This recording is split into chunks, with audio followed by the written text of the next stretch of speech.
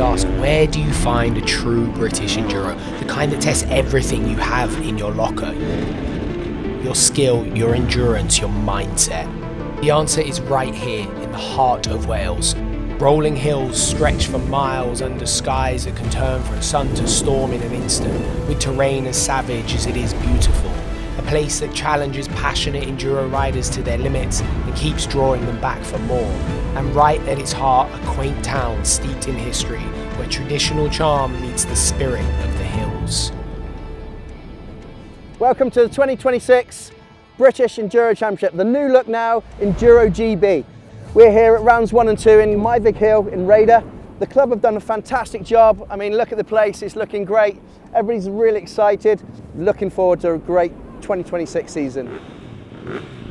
Hosted by the legendary Rhayader Club established in 1949, for them this is home and for others Enduro heaven. For this part of the UK, Enduro is a way of life, built over generations by the people who live and breathe it, shaped by hands that never stopped working from first light to last. You don't just see it, you feel it from the moment you arrive. This is where traditional Enduro thrives.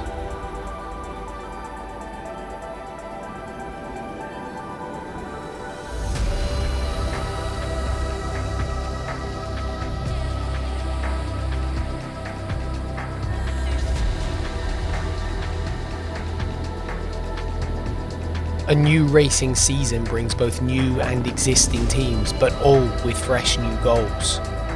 Riders who consistently put in the work all winter, ensuring they are fully prepared for every challenge they might encounter. Ultimately, it all leads to this: 2 days of classic time card Enduro.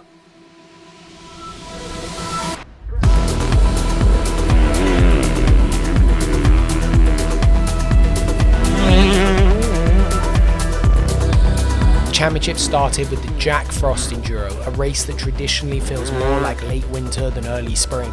It didn't disappoint, with frosty temperatures, brutal winds, and a dousing of rain playing a large part. The course was a solid 30-mile lap between Cwmythig Hill and Saintswell venues, a mix of classic cross-country, fast-paced motocross and technical extreme.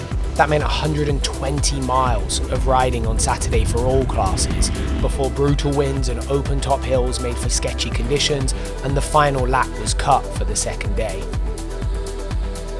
While the fight for the race win is always a good part of Enduro, the fight to still be at the tests feeling fresh enough to win the race should also be a part, and old Jack Frost did his best to fix that. The rutted forests, long hilltop sections and sea of famous Welsh bogs took a toll on the riders. The stacked championship class was a wild battle on day one, with fractions of a second splitting the riders, and the top 5 finishing less than 45 seconds apart after 45 minutes of racing. KTM Parhome's Jack Edmondson took the win on day 1, ahead of reigning champion Jamie McCanny and Sherco's Jed Etchells.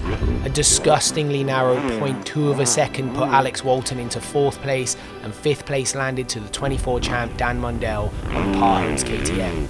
Day 2 saw a little shuffle in the order, and the race trimmed to 3 laps as wild winds and the bogs took their toll and stopped ambulance access. Jamie McCanny stepped up to claim a narrow 7-second win over Etchells, and Edmondson dropped to 3rd. 4th and 5th stayed the same with Walton and Mundell. The weekend was a monster for the other classes, with everyone running the full schedule.